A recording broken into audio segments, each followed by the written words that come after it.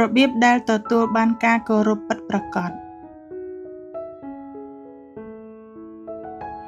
1. កុំទូរស័ព្ទទៅនរណាម្នាក់លើសពី 2 ដង បើគេមិនលើកទេ មានន័យថាគេបានឃើញហើយ 2. ឈប់ធ្វើល្អលើមនុស្សគ្រប់គ្នាពេក សេចក្តីសប្បុរសដែលគ្មានដែនកំណត់ប្រែទៅជាភាពទន់ខ្សោយ 3. កុំចែករំលែកអ្វីដែលអ្នកដឹង លុះត្រាតែចង់បានការយកចិត្តទុកដាក់ មិនមែនដំបូលមានទេ 4. កុំពន្យល់ពីខ្លួនឯងឲ្យសោះ បើអ្នកត្រូវការពន្យល់មែន អ្នកបានបាត់បង់អំណាចរួចទៅហើយ 5. រក្សាផែនការរបស់អ្នកសម្រាប់ខ្លួនឯង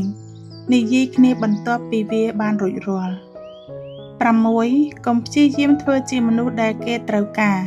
ចូលធ្វើជាមនុស្សដែលគេជ្រើសរើស 7. ឈប់ព្យាយាមគប់ចិត្តមនុស្សគ្រប់គ្នា ការគោរពកើតចេញពីព្រំដែន មិនមែនជាការយល់ព្រមទេ អានអត្ថបទដោយ Mindset